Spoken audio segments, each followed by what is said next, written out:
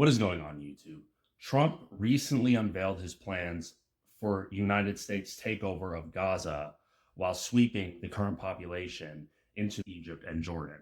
With no support from any of the countries involved, he sort of unilaterally stated that he would move Palestinians out of the land so that they can rebuild, referencing that it's a war-torn area that nobody would want to occupy. Trump's intention to expel Gazans into other countries with the intention of rebuilding is the most brazen advancement of Israel's Greater Israel project. They want to bulldoze what's left of Gaza, build beachfront property, and turn it into the Middle Eastern Florida. They cite death, destruction, and rubble as the reasons Gazans should be expelled, as if they're doing them a favor by pushing them out of their land and building on that land. But the part they continuously leave out is, why is Gaza so war-torn? Who is responsible for all the rubble, all the death, all the destruction, all the misery, all the food scarcity?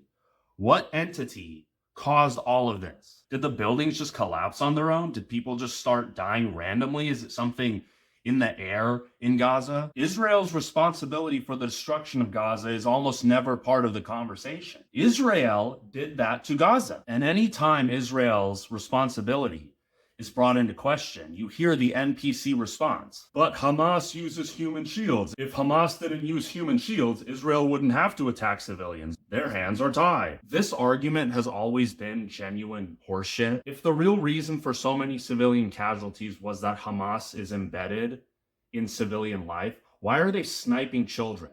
A sniper rifle is incredibly precise. You are not accidentally shooting a child thinking that they're a Hamas agent. And it's happened several times on video. They're striking humanitarian aid vehicles while being completely aware and agreeing to let humanitarian aid into the Gaza Strip and still attacking them. They target journalists, healthcare workers, civilians. There's indiscriminate bombing of neighborhoods. The amount of mental gymnastics required to say that this is all either some sort of accident or they're just typical casualties of trying to attack a military target is just insanity to me. It doesn't make sense, and it never will. They have absolutely no problem targeting civilians. They're not human shields. They're not shielding anything. They're just military operations in proximity to civilians. Gaza is incredibly dense. Israel does not allow Gaza to form a military, so they're going to have to use guerrilla tactics and naturally be embedded in civilian life. But let's say Hamas, let's entertain the human shield argument and say Hamas is using human shields. That does not justify an indiscriminate killing of civilians. It just doesn't. That's a sociopathic way of looking at things. The Fourth Geneva Convention and the ICC all clearly lay out that these are war crimes, not that Israel has respect for international human rights. An enemy hiding among civilians does not give you the right to kill civilians. The same argument could be used for attacks on Israel. Israel has conscription. Every person over the age of 18 has to serve in the IDF for a certain amount of time. So you can launch a drone at any civilian area of Israel. The odds of you hitting IDF soldiers is extremely high. Does that mean that every drone strike on Israel is completely justified? Israel doesn't have the right to slaughter everyone. They do not have a dedication to reduce civilian casualties.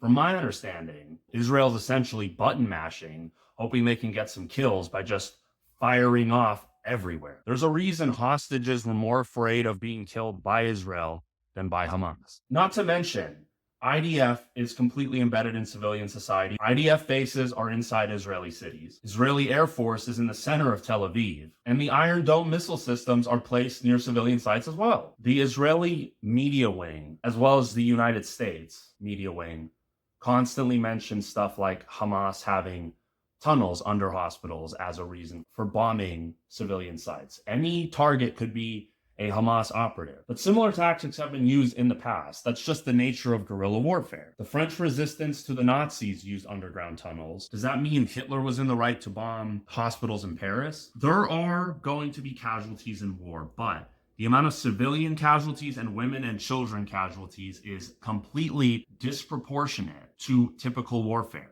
Most of Israel's targets are women and children. And let's not pretend Israel even needs the tunnels excuse to bomb hospitals. They'll bomb hospitals with or without any proof of Hamas activity there. Israel just claims there were terrorists there after the fact and people eat it up. It's kind of like the Obama era policy where anyone hit with a drone strike is suddenly a terrorist and therefore their killing is justified. And now to pay for the destruction that Israel put on Gaza, Palestinians have to leave the area so that they can rebuild. But the question is, rebuild for who? Trump has made no commitment for a Palestinian right to return. The odds of him letting Palestinians come back when he hasn't promised that at all, hasn't made a single commitment to Palestinian return to the land, it's not very likely, especially considering how much Israel loves land grabbing. They've been eyeing that beachfront property for a while now. Tell me you truly believe that he's going to push Gazans into Egypt and Jordan temporarily, build new houses and bring them back, when he stated he wants the new areas in Egypt and Jordan to be so nice they don't want to come back. It's laid out very clearly. This is a plot to expand the borders of Israel, advance the greater Israel agenda, and not a humanitarian aid effort for Gaza or an effort to support them. You just can't label an entire group of people terrorists and then say they all deserve to be wiped out or all deserve to be displaced. People constantly talk about standing your ground, taking up arms against the tyrannical government, all of these personal liberties, defending your family, your country, your faith. Do Palestinians not deserve these rights too? Most Gazans want to stand firm where they're at and not go anywhere. They don't support this idea of going somewhere else. They want to stay put. Any efforts to rebuild Gaza has to include the Gazans, and they have to establish their own state and own sovereignty with a military. You cannot have a country without a military. Otherwise, that's just occupation again, like in the West Bank. They deserve their self-determination with the will of the Gazan people being realized, and it does not matter how Israel or the United States feels about that, because the world is not a slave to what the US and Israel deem valid. They deserve their own rights and their own country. Full stop. Gaza needs to be freed from Israel. That's it. Gaza needs to be freed from Israel. And before you leave any comments, I just want you to think about one thing. What would you do if it was your family? If you were asked to leave an area after being bombed, humiliated, having your land stolen, your children killed before your eyes, what would you do? What would your take be? Would you say it's fair to have you pushed into another country that you don't want to go to? Imagine it was you. Imagine if you were actually in their shoes. How would you feel about all of this? Thank you. Please subscribe. Please comment below. Please rate. And I hope someday that there is dignity for Gazans. And I will catch you guys around.